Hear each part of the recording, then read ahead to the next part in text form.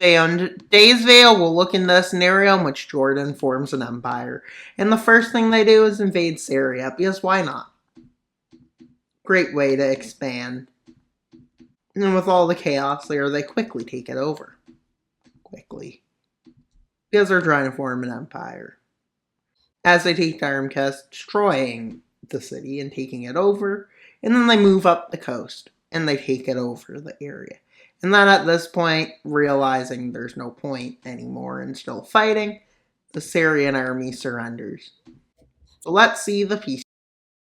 Third of Syria. And while they go on to their next target, they invade Palestine, as if that's going to end their invasion. So let's see Jordan expand even more into not much land. But they need to take it over if they are to eventually march to the coast. And they take it over. And now they decide to go after the country of Israel so they can gain a coast for their empire. Because they don't like being... Well, they kind of do have a coast, I think, there. But they want more coastline. And they want access to the Mediterranean Sea. And they quickly take over the southern portion. And then they take over the northern portion. At this point, they have greatly expanded. Well, they now decide it's time to continue their invasion and invade Egypt, as they want to take over the Sinai Peninsula and take ownership of the Suez Canal to make money. Yes, to make money is their goal now. As an empire. Well, Egypt looks pretty big, but it's actually not if you look at where the population is on a population density map. It's pretty small, just the Nile Delta and the Nile. Launching a rapid advance across, cutting off the southern part of it.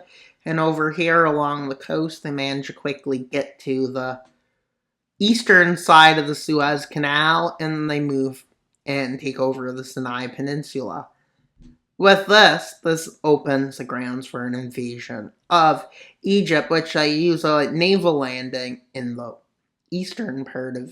western part of Egypt to move some forces south of Alexandria, the city, and Cairo. And they cut off some access to the Nile. While that's happening, they launch a spearhead over here. And then they launch a spearhead between the two cities, and they go after, Alexandria. And then they decide it's time to take over Cairo. But Egypt hasn't surrendered yet. And then they start their advance along the Nile and Egypt's eastern coast along the Red Sea. And then they launch a spearhead here. And yes, they take over the Mediterranean coast. And at this point, Egypt decides to go to a peace treaty. So let's see the peace treaty. In which all that's annexed is a Sinai Peninsula along with both sides of the Suez Canal.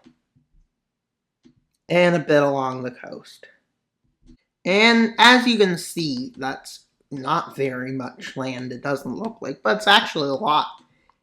That's also not the most populated land, so it's also not much there. And well, they now decide to continue what they're doing, and they turn to invade Iraq, a country that isn't in the best place right now, not very stable, which gives them a very good advantage for, Jordan. But they come out of this direction up here, and then they launch a spearhead like that. With this leads to a retreat out of this area as fearing encirclement. It leads to this area quickly falling under control. After this, they go south of the northern area of Iraq, and then they cut across the nation.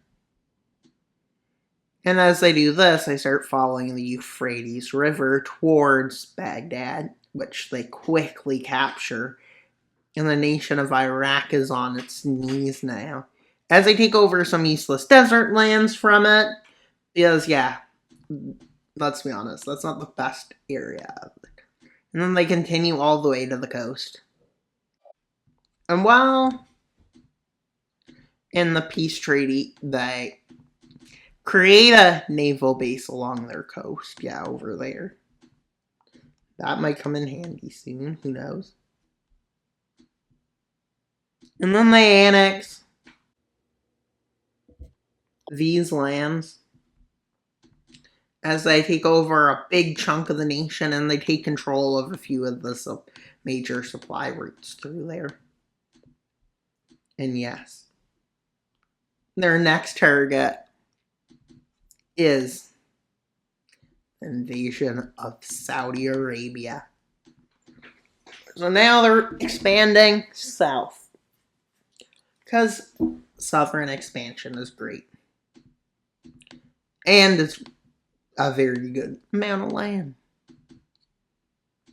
With coming into the country in the north, south along the coast, they launch this offensive.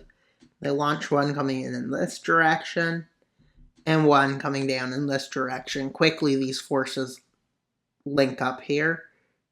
And with a lack of forces up here, quickly, they're forced to surrender. And well, then they start slowly getting pushed back. And well, more of their territory falls. With them launching a counter-offensive.